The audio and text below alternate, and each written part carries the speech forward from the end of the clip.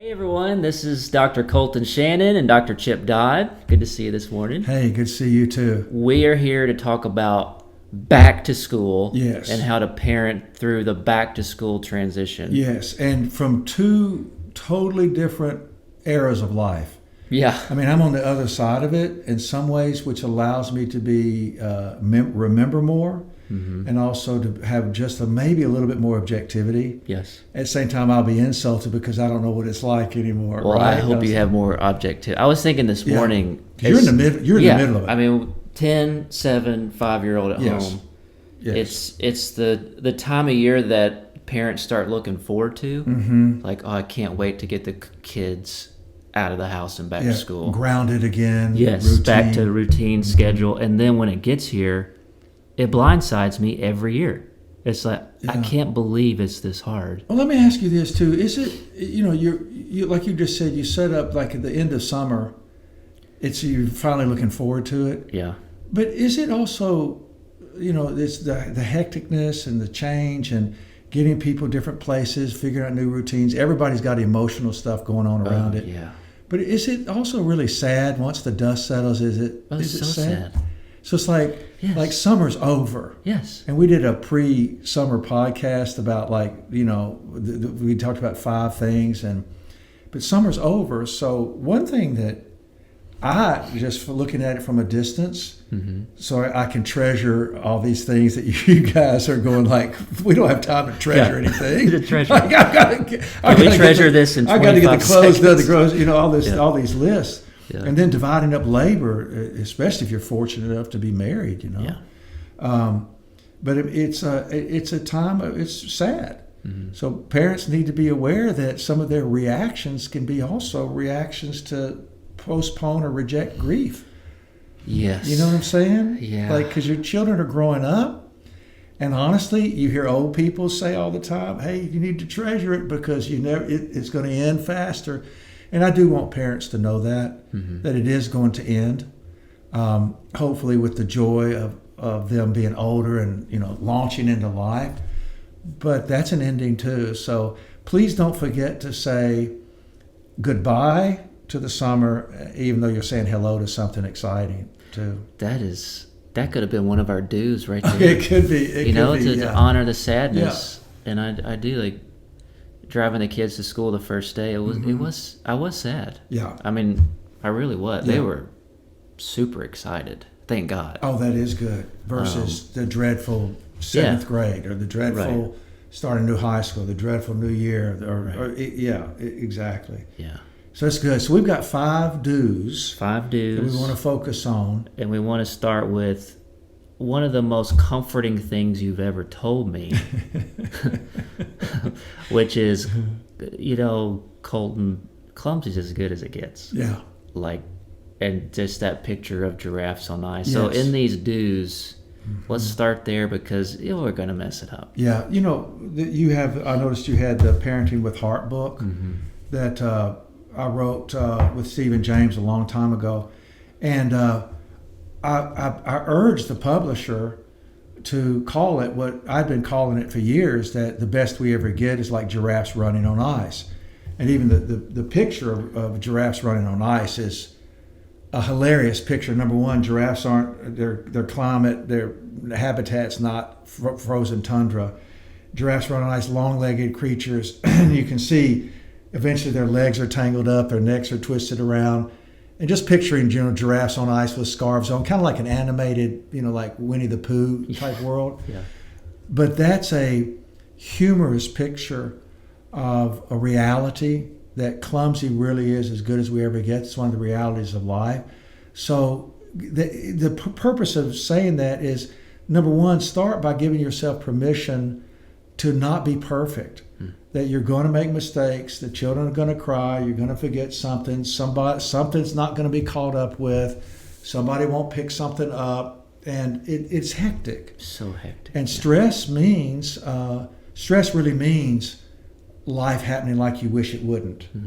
And so, and then clumsy's as good as it gets, and life's happening like we wish it wouldn't. These two things collide. That's right. And if you don't do feelings, you're going to react. That's right. and then it's going to become more chaotic, more difficult.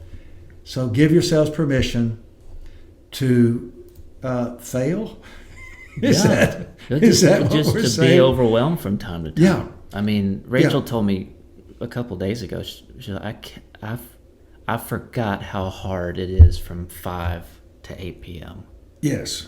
We're out of steam. Yes. It's Yes, and that's good news. I mean, I get it. It's a first world problem, and yet first world problems still have emotional struggle in them. So don't discount by trying to minimize it. At the same time, recognize, yes, it's difficult. Life's happening like you wish it wouldn't. Right. And you can find gratitude in the midst of that, the humor of it. And when you give yourselves permission to recognize that it's a mess, this is called a mess. And a construction site looks like a destruction site at first, but you guys are building something, and so that's trouble. Yeah. And so remember the want to. Anger. Yeah. Okay. Remember the want to. We wanted to have these children, hopefully. Yeah, right.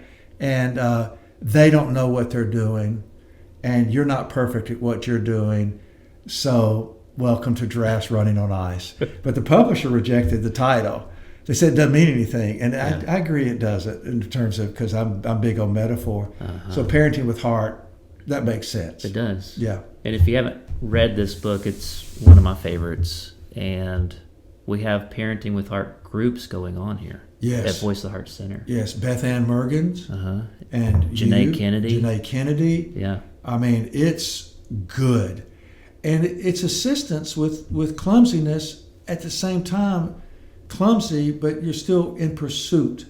And the more you pursue and the more desire you have for something, the more willingness you are to be in pain over something, the more mistakes you're going to make, because you're really after something. That's right. Yeah. So, but how does a person go about, because one of our do's is, how does a person go about having peace and patience in the midst of struggle and passion? Like, I really, really want something. I'm really, really after something.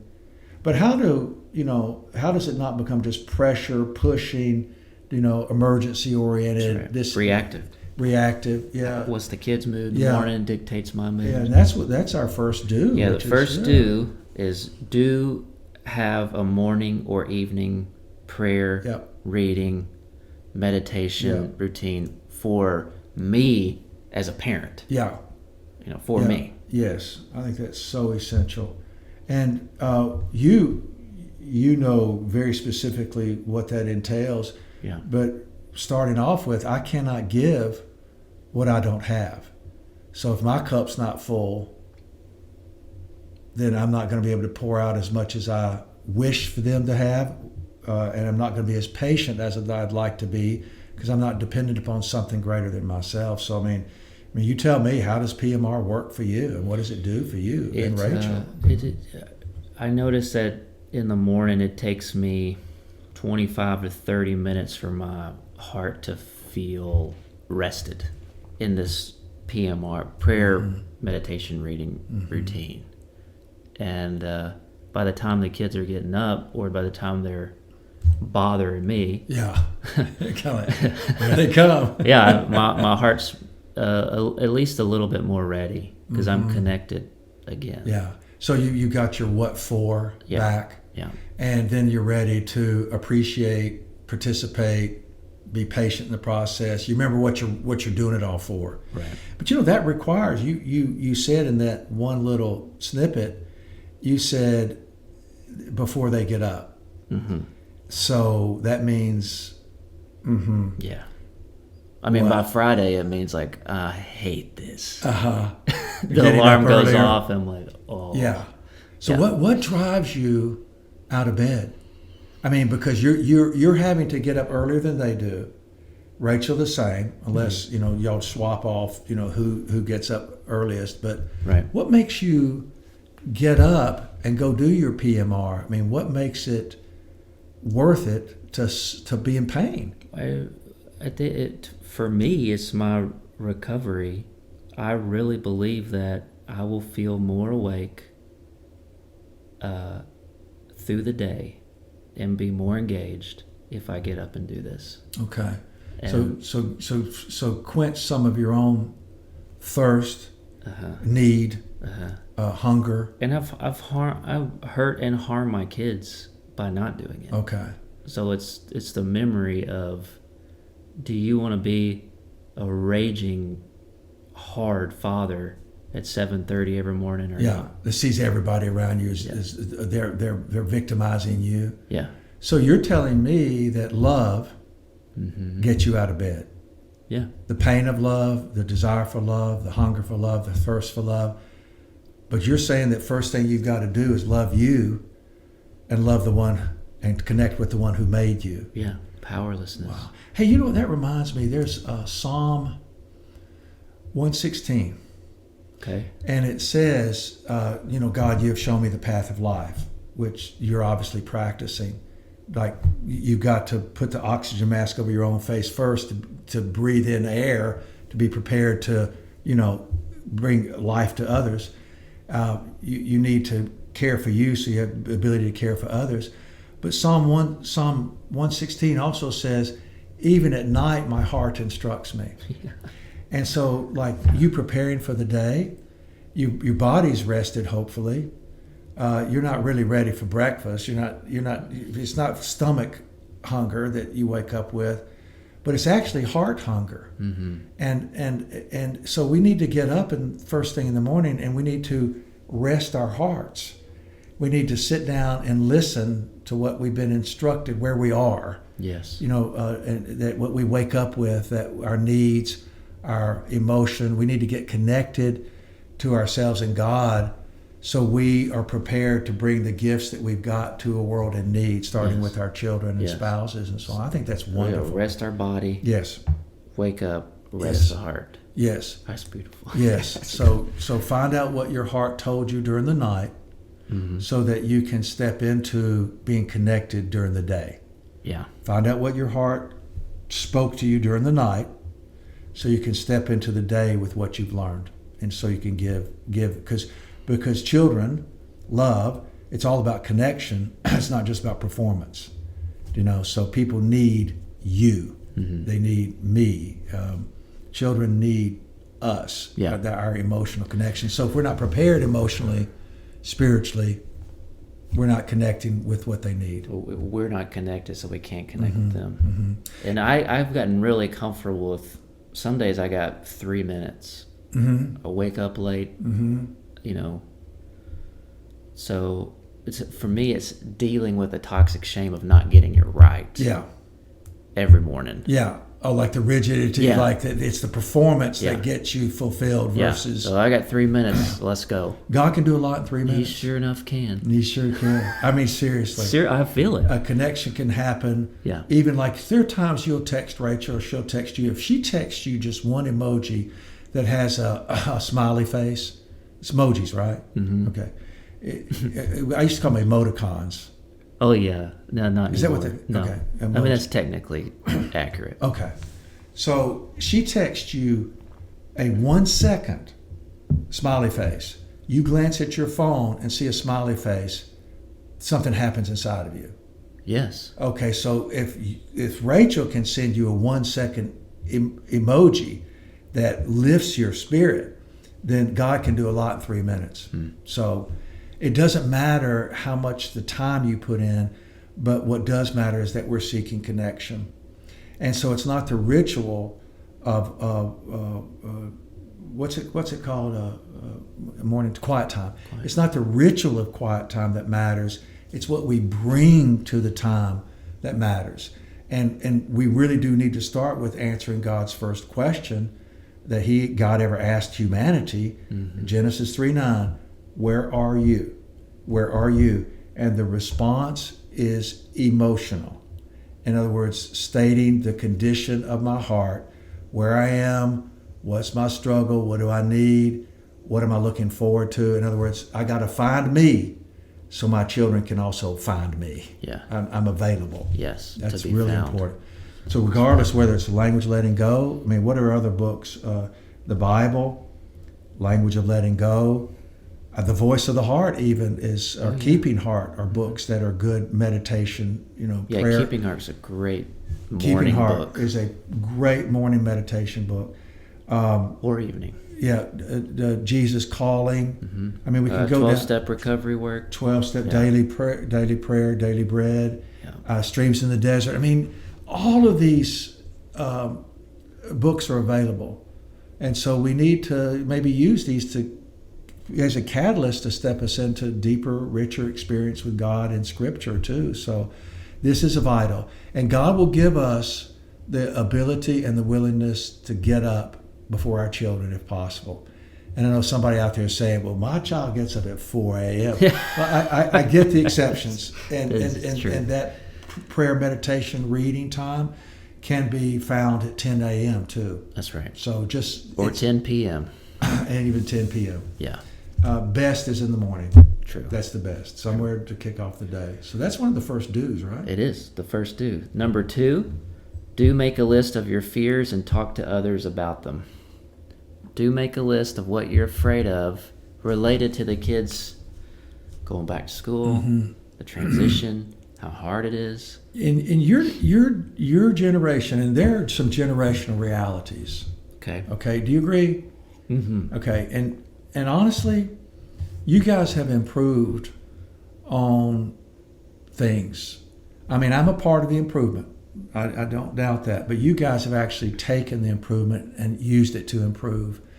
And do y'all talk to each other about your fears?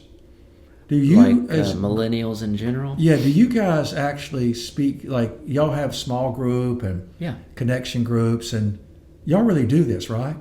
More so than I saw my parents' generation. Yeah. For sure. Yeah. And I do it too. And my sons are grown. And I'll still speak to, these are my fears as a parent. This is my fear of wanting to stay connected in the transitional periods of time, and how to be a friend to my sons. So we all need to be doing that. Mm-hmm. But is it difficult to share your fears with other parents, especially the perfect ones? I mean, the ones that it seems like they just know. Yeah. They're like, they know how to do morning routine, Oh, the clothes picked out the night before, lunch is already made. The cars are shining. Yeah. The grass is mowed. I don't share with those and people they wonder much. how come you have so much trouble with life. Off their high perch. Yeah. So those people I don't share with. No. Because remember, we start off with clumsy is as good as it gets. And so we really do need to be around, I'm not talking about chaotic people, but people who can honestly admit that they're human. Yeah. And it's a struggle. Admit it's a construction zone. Like, yes. This is not finished. I worked construction for several years, and every time we go to a site, every time we go to even a building being built, it always starts with, dude, this is a mess. Okay? Yeah. And yet, what a beautiful mess it is at the end. Do you remember Corrie ten Boom? She was went to a concentration camp. She assisted Jews. This was in the Netherlands. Okay. Actually in Holland and Amsterdam. And she wasn't Amsterdam. It was in a city outside of Amsterdam. But she, post World War II, huge conversion, huge Christian, huge deepening of her Christianity. She described our work in life as a tapestry that God sees the front part, and all we see is the back, which is where the threads are hanging off the back. All we see are the problems, and God is seeing what He's doing with the threads, the finished work. And she says that, do you realize that the most colorful sections of a tapestry are only colorful because of the outlines and the intrusion of black? So the black threads highlight the other colors. So even the black threads, God's still doing something beautiful. So in the midst of our, struggle, we need to be talking about our fears, because our fears help us find connection with other grown-ups. Yeah. And then what are we? Not alone. And life is about finding fulfillment in relationship. Right. So we need to be good. So I really strongly support what you're saying. The second do is just share it. Share your struggles with other people who struggle. Right. And not with those who deny. Who won't. No. Yeah, a friend of mine texted me yesterday. I was like, "Where were you at football practice?" He just said, "Dude, we had a day." Yeah. And I was like, "What happened?" Never text me back. It was like that kind of day. Like, Yeah. it was. Yeah, I don't even have time to. I don't even. Yeah, exactly. It was so rough. But I got it. Like, Yeah. and you trusted this, obviously a friend. Yeah. So he could not text you back, Mm-hmm. and it wasn't like an insult or I don't go there. No. It was, you got it. Yeah. Because y'all have a relationship. Mm-hmm. So being in relationship with people you can go to in times of celebration and in times of grief and everything in between, that's a huge blessing to your children. Yeah. So that's almost like the first one and the second one are still connected. That's right. The more you care for you, the more you take care of you, the more you caretake you, Mm-hmm. the more you can care give another. That's right. And your children are your, frankly put, highest priority. How come? Because they can't do it for themselves. Mm-hmm. Especially, children. Mm-hmm. Adolescents are a little more equipped, but children, they can't do it. So it's up to us.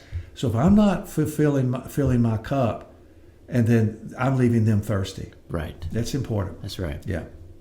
And and this is a bit much, but also we need to spread the word that our children know that we go to places for help. That's even a good example of them continuing to learn that, oh, my parents are socially connected. We're not isolated on an island. We don't keep secrets. We don't, behind the front door, we've got a whole world that we don't let anybody know about. That's right.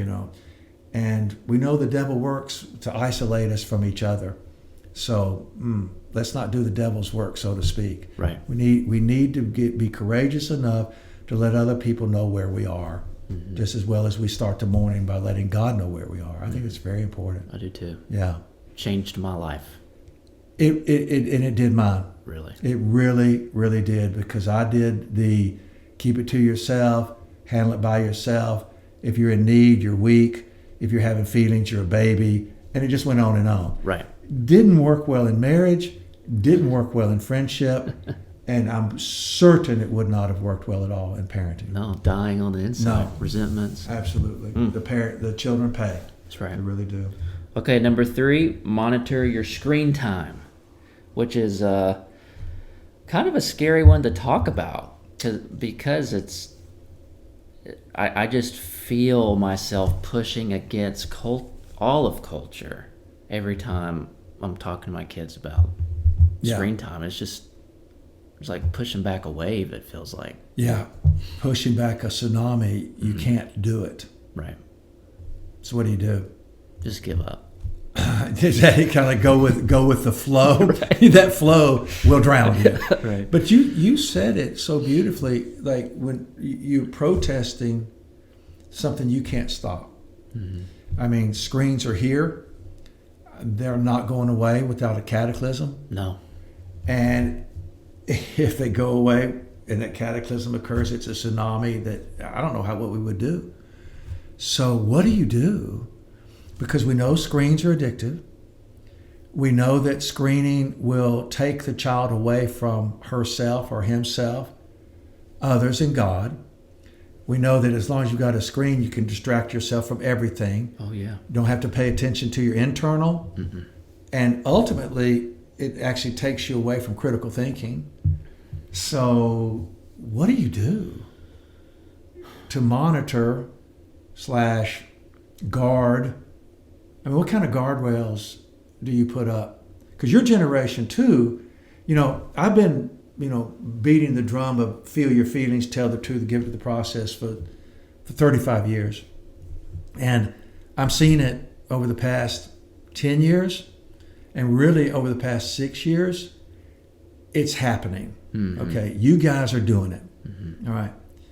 Now that you're doing it, you're at high risk of it's all about feelings with your children, which means like Right. but it's not about them having feelings and you fixing them, or just them having feelings. Period. Yeah, exactly. Yeah. It's like now that they're having feelings, you've said yes to how God made them. Now what are you going to say no to? Right. Challenge. Yes. In the journey of road of life, you better have guardrails, because you're going to be up on some turns that are going to go left and right. You're going to have cutbacks. And if you don't have guardrails for those children are going to go off cliffs. Mm-hmm. So going back to my question to you, like what guardrails do you set up, and how hard is it to do? It's what I've noticed, because I've got a 10-year-old and 5-year-old spanning that gap. It's hard because it also changes from age to age, and the 5-year-old will bemoan that Max gets to do something he doesn't do, and now it's about screen time. Mm-hmm. It's not even about hanging out with friends as much. It's like drug of choice number one. Right. What does he get to do with that screen that I don't get to do? Yeah, I'm not getting to enjoy my life. Right. And this is unfair. So for us, it's pretty black and it's one of the few things that is very black and white. It's like a time limit has got to be in every home related to screens, because as parents we also have to deal with our dopamine addiction to screens. Mm-hmm. And so like relief drug. Yeah, relief. Okay. Just pot. Yeah. The kids are over there for a minute. I'll just pop it out and look at something. It's just like a pacifier. Mm-hmm. And so we get so disoriented to time with screens that actually a specific amount of time that a child can have on a screen is very helpful. Okay. And they will have feelings about ending it? Oh, every time. Yeah. And then therefore a parent has got to be pain tolerant. Mm-hmm. And you've got to be willing to let your child have feelings that you wish they didn't have and they don't want to have. Because the result, if we stick with it, we end up developing routine, which children desperately need. We end up developing guidance, yep, which children desperately need, and develop a thing called discipline. In other words, that they will eventually be able to care for themselves because they've learned routine and guidance and the benefit. Mm-hmm. And it's hard to do. The younger, the harder it is. But the hope is you're looking at long-term results. Yeah. So routines are essential. That creates safety for a child. Guidance, which means creates learning for a child. And discipline creates an internal locus of control for a child over time. And so routine, guidance, discipline. And what that does for a child, see, because children, they actually know they don't have control of life. And the younger they are, the needier they are, more openly needy. And so our job is to assure them, I got it. So they're going to bring their fears to us, their struggles, they're going to bring their grief, their pain, their frustration, their anger, their sadness, their loneliness. And they just want to know, you got it? Yeah. You got it? You got me? Yeah. And as soon as we go, we communicate, I got you. I've got routine. You can depend on that. I've got guidance. I know what I'm doing, sort of, especially if you have other parents. Right. And also, right, I've got discipline. Mm-hmm. In other words, I will show up like you getting out of bed in the morning, mm-hmm, for love's sake. Right. So what's amazing is when we do those things, we're actually communicating that they're safe, they're secure, and they can get back to being children. Yes. I mean, it's amazing. Like even during a storm, a child comes to you and says, is it going to be okay, Daddy? Or is it going to be a tornado? And you say, I'm watching the weather. You're okay. I'll let you know if there's something you need. That child bringing their heart limbic system to you is just finding out, can I stick with being a child? And as soon as you go, really truly communicate, I've got it, they depend on it, they go back to playing, they go back to learning how to be a child. An emotional refueling. Yes. Is going back to you. Yeah. And getting back to school, I mean, it's really bumpy on the front end. Back like when we used to play sports, I mean, that first week, basketball practice, the blisters start all over again, and I didn't know that I was out of shape because we're doing something new and different. It's amazing how the body habituates, gets used to something. The same way you kind of get used to getting your dopamine, Yep. you can get used to living with life. Yes. And so routine, discipline, and guidance are real important.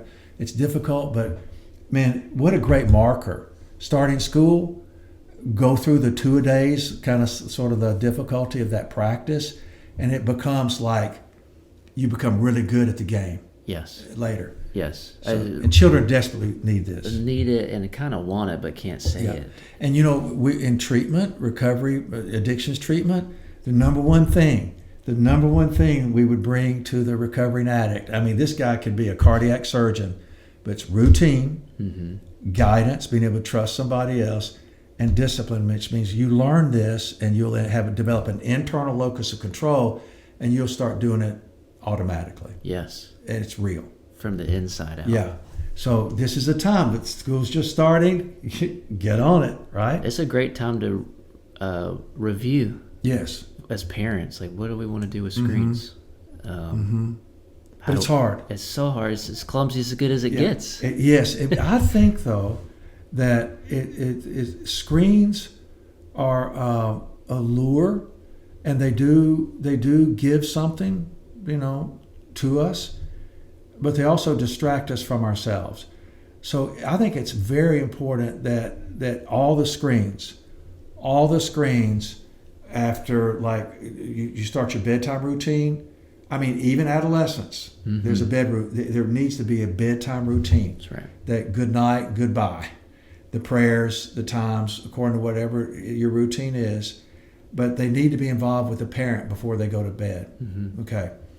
Well, then all the screens are shut down and all the screens are removed from the rooms, and they need to be under the parent's observation. Yes. Not because children are dishonest, but this draw of the screen is very, very powerful. And when the phones were developed, the screenings developed, iPads, everything, listen, it's been confirmed now, they knew what they were doing, and they brought in all the psychological powers into play, and the message was, how do we make this unquenchable? Yes. In other words, how do we make this addictive? Because they are using us and our children as fodder for their profits. So even if you set up these guardrails just as to spite the man, do it. Spite the man. Spite the man. It's like, I protested the man. That's right. Hey, you say, hey kids, we're protesting the man. It's like, who's the man? Who's the man? Well, if you don't know, son, you'll find out. but I mean, but dare to live how you're created, versus being taken away from creation. Yeah, dare to live and we have to deal with the pain, because once the screens go up, it gets chaotic again. Yes. They're playing. Yes, they're having they're having fighting. feelings, and all of a sudden, and their playing means learning. Right. And I mean, there's a lot to be learned in the mud. I mean, in the dirt, in the outdoors. Now, I know when we were growing up, I've heard so many kids talk about, my mama sent me out of the house in the summertime at 8 o'clock. She said, "Don't you come back for supper or dinner." Right. I'm like, that's an invitation. That's like locking your child in the room with screens. Yeah. I mean, the Lord of the Flies. Be involved. Be involved in your children's lives. And 180 degrees from one place to another place is still, extreme. It's a reversal. Live in the middle. Live in the work. middle. Yeah. Live in connection. Yeah. Yes. That's good. Yes. A lot to be said there. Number 4, do raise human beings. Yeah, talk about that. These creatures, they're children. They're extremely human. It's a good time to reflect on, I'm raising a human being, going back to school, not raising a scholar or a professional athlete. I'm raising a human. Yeah. The human variety. Yeah. I love you bringing that one up. And I have some regret related to that. And let me share that regret.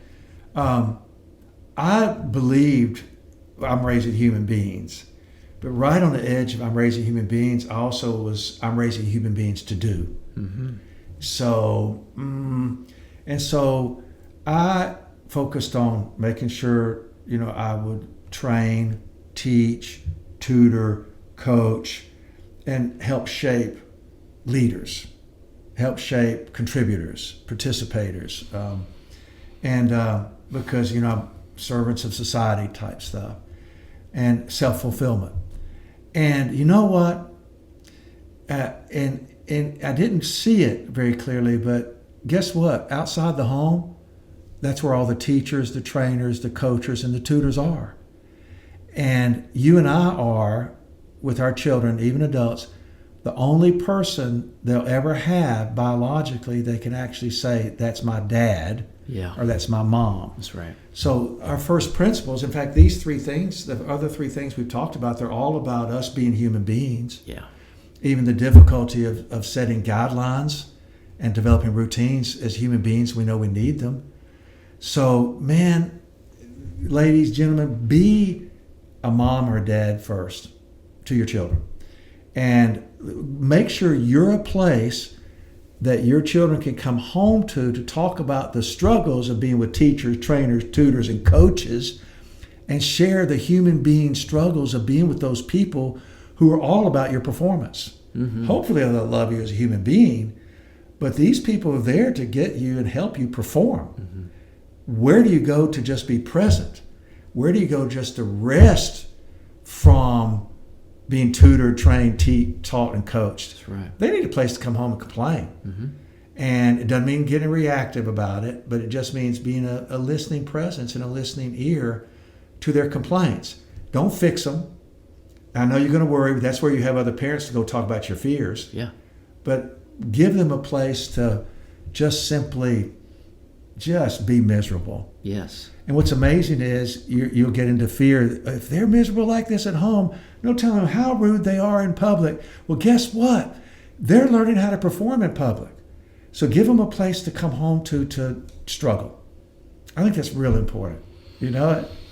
Mm-hmm. So the human being piece, also it's so important. If I don't recognize myself as a human being and attend to my being, then I'm going to lose sight of them being human beings. And Colton, you and I both know they're just smaller versions of us. You know? You remember Small World? Mm-hmm. And there's that ride at Disney World I talk about quite a bit. But in Small World, there's this beautiful line Sonia introduced me to, and I thought the ride and I thought the song was so obnoxious. And the song is obnoxious after a point. It really is. But the ride is instructive. And then a great big old man sitting in this little bitty boat, but it's so instructive because it says, there's a stanza that says, it's a world of laughter and a world of tears. It's a world of hope and a world of fears. Well, that's the truth. Yeah. And it's the truth for everybody in the ride of life. There's so much that we share that it's time we're aware. All of us are aware that it's a small world after all. So I repeat it. It's a world of laughter and a world of tears, a world of hope and a world of fears. There's so much that we share that it's time we're aware it's a small world after all. That stanza is communicating human beingness. That by us, older human beings, sharing their permission to be human beings, guess what? They're practicing following the guidance of something they're never going to escape, being human. Yeah. I mean, that's just vital. I mean, recognizing these little creatures as us, we're just older versions. And that's what they're asking us, like, do you know how to do hurt? You seem to have survived because you're big. How do you do hurt? Mm-hmm. Or how do you do loss and sadness? And how do you do a coach being a jerk? How do you do that? Without being reactive, going crazy, Dad, Mom. Yeah. What do I do? Yeah. I'll handle this. Like, son, just fake it. Yeah. That's where I made my mistakes. Mm-hmm. Yeah. Or some of my mistakes. Mm-hmm. You know? That's scary. I mean, it's scary to hear. Yes. Because I know I'm powerless over so much of it. Yes. And back to 1 and 2, if I don't have my routine with God, if I don't have people I talk to get encouraged being poured in, then I've experienced it. I don't have it to give to my kids. Yeah, so we've got to, like you do every morning, let love get you out of bed to take care of you so you can take care of them, so you can develop a structure so that they have this thing called a home, safety, security to come home to be themselves and to rest from the performance of life. That's right. That's good. That's right. That's good. You're a good dad. Clumsy, like you say, but saying you're a good dad doesn't mean perfect. I know everybody's like, oh, I'm not that good. Not as good as. But Yeah. Yeah. Thank you. Yeah. What's number 5? Number 5 is do ask the 4 questions at home. Oh, yeah. Can we hit this quickly? Yeah, yeah. And yeah, we get this quickly. This is just practical, boom, boom, boom, Yeah, boom, yeah. to give us a structure. Yes. And hitting it quickly, we need to remember that children, like our pre-adolescents, adolescents, and then grown adults, we're still parents. So children really do need a mommy, and a daddy. Kind of like the softer, kind of kinder, more patient version of us, because they are completely needy, meaning they can't be responsible for themselves. An adolescent, we know they're developing being responsible for themselves, right? So they're learning that part, that launching preparation. So a child needs a mama and a daddy. An adolescent needs a fan, because the struggle of life is happening so fast. I mean, one friend is one day, the next day they're out. So, I mean, life is changing so fast for the adolescent, especially with screens, that child, adolescent, needs a fan. Meaning that, let's use a sports analogy, that even if everybody leaves the stands and booing at the performance of the adolescent or the failure or even the celebration, especially the disappointment, that adolescent needs to know that that parent isn't going to leave the stands. Everybody else can go away, but I'm not. I mean, I'm your biggest fan. And so I just want you to know I'll be here no matter what. So an adolescent will kind of reject that, but is in desperate memory need of that. And then finally, when a child grows up, adulthood, I hate that word, but grown-uphood is better, but nobody uses that, right? It's like one of those psychology things. But that child, now the man or the woman, needs a friend. And friend meaning that I can help cut your sorrows in half, and I can help double your joys, because I'm always available to celebrate you and to show up in the losses and grief, because I relate to it. I was like, we're walking the same path. We're involved in this grown-up world, and it hurts and it's wonderful. So those 3 phases are important, but still the same 4 questions. And it's, where are you? Like searching out the emotional presence of the other person. So these are the 4 questions. Yeah, the 4 questions. Where are you? Where are you? And then the second question is, what are you doing with where you are? Like, what are you needing with your sadness or your hurt? What are you needing with your joy and your victory? Just what do you need related to where you are? Like, and what are you doing with it? What are you doing with these feelings that you're having? And then the third question is, what happened or what's happening? This is really an important question. Like, what happened? Concern for the story. Well, when you're ready, tell me what happened. When you're ready, will you tell me what happened? Or what happened then? And then what happened? That's how we get stories, that third question. Like, what's the story? Because people are actually hungry to tell it if somebody's genuinely interested. And then the fourth question is, and what's that like? What's that like? So where are you? What are you doing with where you are? What happened? And what's that like? And that ends up creating connection. And it's an invitation that can be turned down. And then the communication back is, I hope that when you're ready, you and I can talk about this, because I really want to know where you are. I want to know what you're doing with it. I want to know what happened, and I want to know what it's like. And because we're created for relationship and relationship connection, those 4 questions are the 4 questions to keep us in relationship. So, yeah. So those are 5 things among many things that are like getting back to school. But, it's kind of bigger than just getting back to school. We're using that. But this is a time of a high stress, potential high crisis. And remember, these little human beings are facing newness. And newness is challenge, even though it's exciting. Newness means they're facing things we haven't experienced. Even college. Yes. Even these grown-ups in college.